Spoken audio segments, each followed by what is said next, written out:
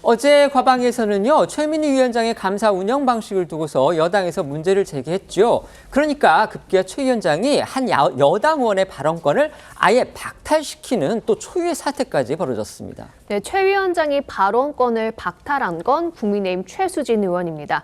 최 의원이 오전 국감에서 앞서도 소개해드렸던 국정감사 NGO 모니터단의 보도자료를 인용해 최민희 위원장의 발언 시간이 다른 의원들에 비해서 과도하게 길다는 점을 지적하며 발언 자제를 요청한 게 문제가 됐습니다. 이 자료에는 최 위원장의 국감 발언 시간이 전체 19.89%를 차지해 의원 평균의 5배였다는 내용이 담겨 있었는데요.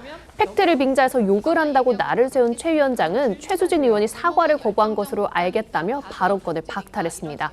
오후까지 발언권을 주지 않자 최 의원은 20분 동안 자리에서 일어나 항의했고요.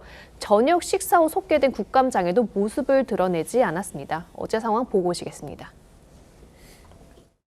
여기 상임위원장님에 대한 평가도 있습니다. 우리 최민희 위원장님, 전체 의원 질문하세요. 감사 질문. 시간의 20%를 차지하십니다. 질문하세요. 질문 안 할 거예요? 그거는 팩트를 빙자해서 욕하는 건데 제가 오늘 안 참겠다고 말씀드렸습니다. 질문 안 하실 거면 넘어가겠습니다. 제목은 열정적 국감인가 과도한 갑질인가 이런 제목입니다. 네, 질문하세요. 판단은 각자 알아서 최수진 하시면 될 것 위원에 대해서 같습니다. 온갖 얘기가 떠돕니다. 그러나 그런 얘기 안전합니다, 우리가. 저 이거 팩트입니다. 약속이나 한 듯이 흔듭니다. 아이, 저 마음이 연약해서 흔들립니다. 괴롭습니다, 아주. 여기 열정도 있습니다. 열정입니까 갑질인가 표현했습니다. 지금 비웃기까지 합니다. 아니. 갑질 표현 묵과하면 안 됩니다. 저 정해하겠습니다. 국정감사 NGO 모니터단도 최민희 위원장이 갑질한다는 그런 얘기를 할 정도로 질문 안 하실 겁니까? 할 거예요. 할 계속 정도로 이렇게 위원장 비난할 겁니까? 비난할 부분이 있으면 비난할 수도 있죠. 우리가 무슨 뭐 독재 국가예요? 여기가 독재 상임입니까? 발언권을 박탈한 것을 두고서 과방의 여당 의원들 집단으로 항의를 했습니다. 하지만 최 위원장 이것까지도 상임위원장의 권한을 내세워서 제지했습니다. 말씀하신 대로 어제 여당 의원들은 최 위원장의 항의하는 뜻에서 자리에 비치된 노트북에 최민희 독재 과방위 발언권 보장하라라는 표어를 부착했습니다. 그런데 최 위원장이 이를 보고 국회법 질서유지 조항에 따라 떼달라고 요구한 건데요. 그러면서 만약 따르지 않는 의원의 경우 국회법에 따라 의장이나 위원장이 당일 회의에서 발언하는 것을 금지하거나 퇴장시킬 수 있다고 경고했는데요. 여당 의원들이 뗄 수 없다고 반발하자 정회를 선포하고 회의실을 떠났습니다. 여당에서는 이번 사안 그냥 넘기지 않겠다, 지금 이런 입장이죠. 네, 국민의힘은 최민희 위원장을 국회 윤리특위에 제소하겠다라는 뜻을 밝혔는데요.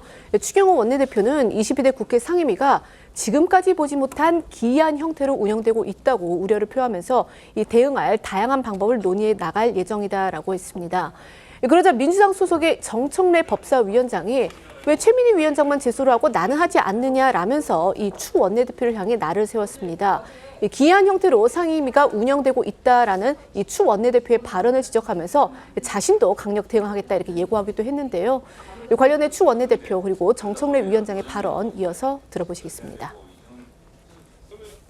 각 상임의 운영이 정말 지금까지 보지 못한 기행적인 기이한 형태의 운영이 지금 만연되고 있다. 당연히 윤리 제소도 할 것이고 직권 남용에 해당된다고 생각을 합니다. 현재 법률 검토를 하고 있으니까 마치게 되면은 법적 조치를 진행할 예정입니다. 저도 윤리 제소하세요. 추경호 원내대표. 저도 곧바로 추경호 원내대표에 대해서 윤리 제소할 거니까. 왜 저는 뺍니까? 기이한 추경호 원내대표에 대해서 저도 강력하게 대응하겠다. 추경호 원내대표는 이전에도 저에 대해서 도발했을 때 제가 맞받아치니까 한마디도 못하고 찍소리도 못했어요. 오늘로 22대 첫 국감 종료가 됩니다. 지난 26년 동안 국감 평가를 해온 그 국정감사 NGO 모니터는 아까 의원들의 질의에서도 일부 인용이 되긴 했습니다만 이번 국감에 대해서 D- 학점, 그러니까 F 학점이 낙제점이죠. 그것보다 바로 한 단계밖에 위가 되지 않는 그 D- 학점을 줬다고 합니다. 일반 국민들의 시선, 과연 그것과 다를지 솔직히 의문이 있습니다만 그런데 22대 국회 시작부터 이렇게 최악의 성적표를 받은 탓인지 관련해서 오늘 오전에는요, 이 국회 출입문을 소화기를 던져서 부셔버린 시민이 체포되는 그런 사건이 또 벌어졌습니다. 자, 이유가 뭐였나요? 네, 서울 영등포경찰서는 오늘 오전 5시 15분쯤 소화기를 던져 국회 정문 유리문을 파손한 60대 남성 A씨를 재물손괴와 건조물 침입 혐의로 긴급 체포했습니다.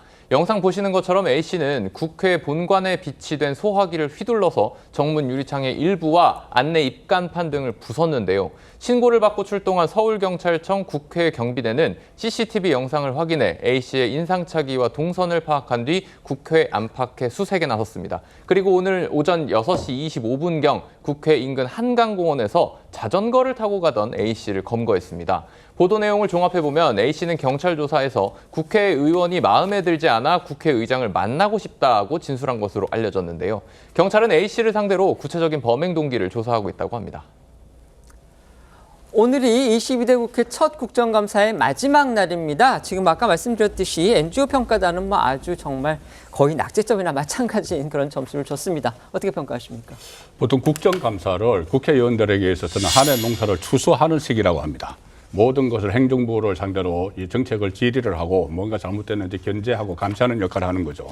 그런데 제가 국정감사가 부활됐을 때부터 정치부 국회 출입을 했는데 단 한 번도 무슨 정책감사라고 평가를 받은 적은 없어요.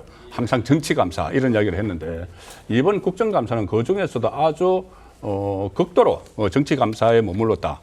지금 키워드가 딱 두 가지였습니다. 하나는 이재명, 하나는 김건희. 이 두 가지 키워드로 이 국감을 어떻게 보면 상당히 D-가 아니고 저는 F학점 줄 정도로 망쳤다고 생각을 하는데 사실상 최다의 그 정인들을 불러놓고는 그 질문도 안 하고 또 동행명령장을 무더기로 발부를 해서 사법권도 없는 국회의원들이 거의 따라가는 퍼포먼스 보이고 또 조금 전에 보셨다시피 갑질 또는 욕설, 저런 욕설은 저도 듣지를 못했거든요, 국회에서. 이 정도 됐으면은 이게 어떤 양쪽에 뭐 정치적 목적이 있으니까 이런 상황을 만든 건데 국정감사를 없애버릴 수는 없지만은 저는 제도를 좀 바꿔야 된다고 봅니다. 저런 부분에 대해서 벌칙을 강화하는 쪽으로 제도 개선이 있어야 될 시점이라고 봅니다. 네.